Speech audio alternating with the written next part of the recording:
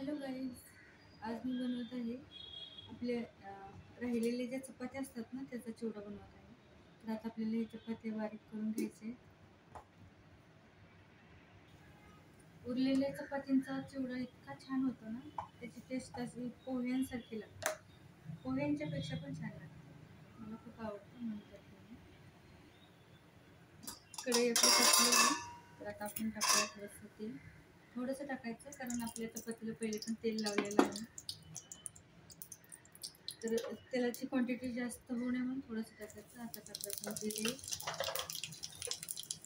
मोहरी, थोडासा कढीपत्ता, हिरव्या मिरच्या,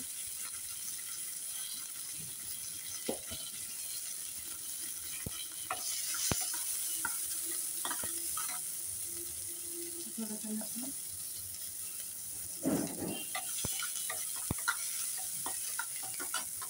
आणि मी शेंगदाणे घेतलेले थोडेसे शेंगदाणे टाकून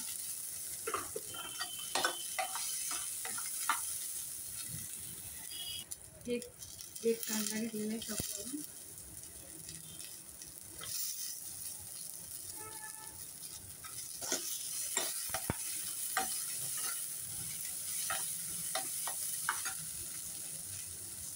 आणि टमाटर टाकले थोडेसे. मी एका टमाटरमध्ये अर्धा टाकले, हाफ टमाटर.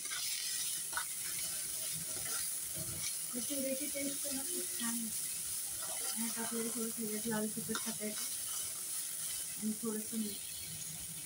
हे आपलं हाफ मतलब एक चमचा नाही टाकायचे, तो अर्धा चमचा टाकायचे मीठ, कारण चपातीला पण मीठ असतं ना. तर फक्त आपले हे जे मसाले आहे ना त्याच्या अंदाजाने आपल्याला मीठ टाकायचं. मी हिरवी मिरची पण टाकलेली आणि लाल तिखट पण एक चमचा टाकायचं.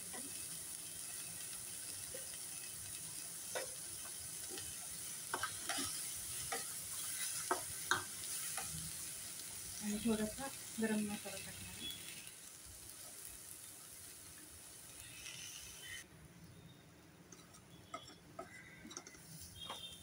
आता आपण टाकणार आहोत चपातीचं बारीक भुगा केलेला.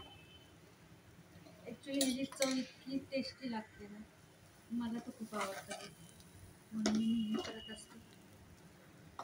आणि हे उरलेल्या वगैरे चपात्या नाही आहेत, ताज्या चपात्या आहेत. मी ताज्या चपात्यांचं करत. मला भाजीपेक्षा ह्याची टेस्ट खूप छान आवडते.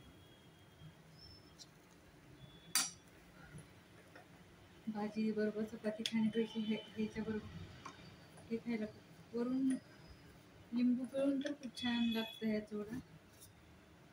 कधी करून पहा.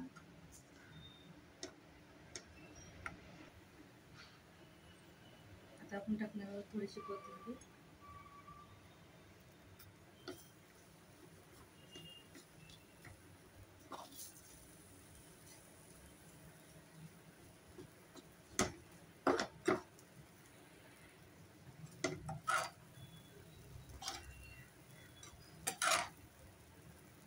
तर आपला झालेला आहे चपातीचा चिवडा रेडी.